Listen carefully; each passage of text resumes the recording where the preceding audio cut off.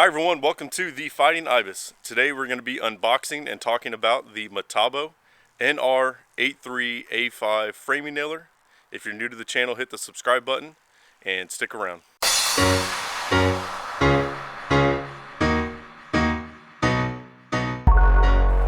And today we got the Metabo NR83A5 framing nailer. Picked this up at Lowe's yesterday. I would consider this to be a probably higher range nail gun. If you want to look for a range somewhere between the Harbor Freight, Northern Tool, all the way up to what you're going to find in the big box stores.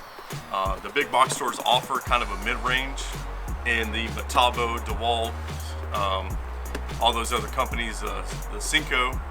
But I did a little bit of research. I've been needing a new framing nailer for a while now, and have been borrowing a friend's framing nailer for the shed behind us. So after some deliberation and talking to some professionals, the Metabo, or previously Hitachi brand, was the one that I was going to seek out. So let's get tearing into this box.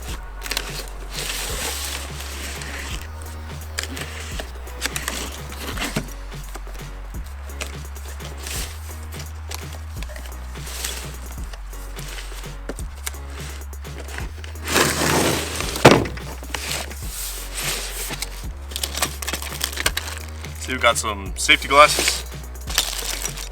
This is the Raptor hook right here.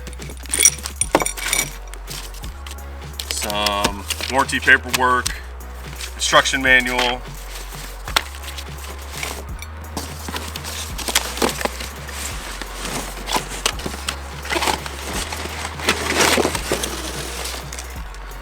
Pretty much everything you need here, and the gun itself.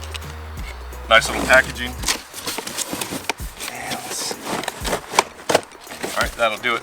The box itself looks really nice. I'm not a huge buyer based on branding. I like to do my research on the actual tools themselves, but they give you a lot of information.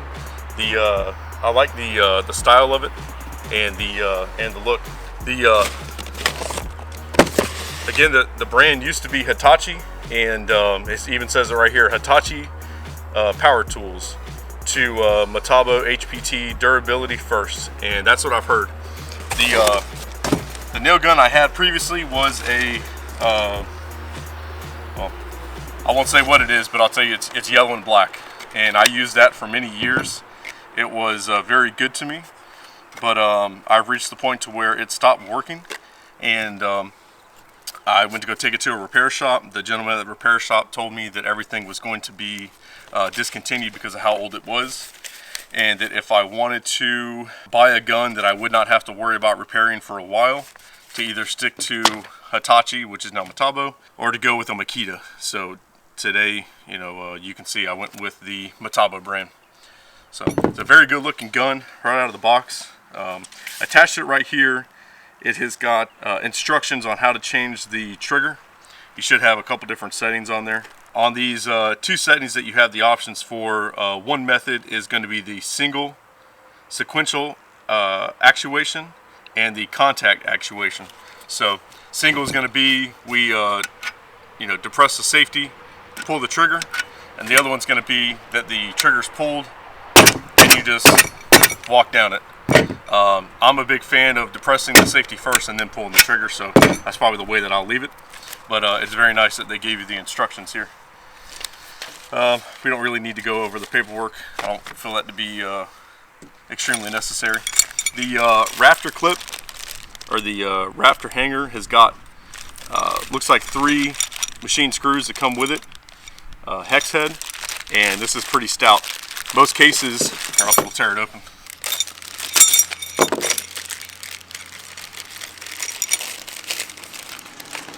Most manufacturers will give you a plastic or a rubberized hanger. This is going to be probably like a cast aluminum, and it gives you some options that you can change the direction of it, but that means it is going to be a fixed position. So when you screw this down in there, whatever angle you set it to, that's what it's going to be. If you want to change it, you'll have to unscrew it, turn it, and put it back in. I'm not necessarily used to that, but I will trade that functionality for the strength of this hanger, so that's worth it to me. Look at the body of the gun, 21 degree. I guess I should turn it so you guys can see it. This is going to be a 21 degree angle. It does shoot the plastic clip nails in it. Got a little oil indication here.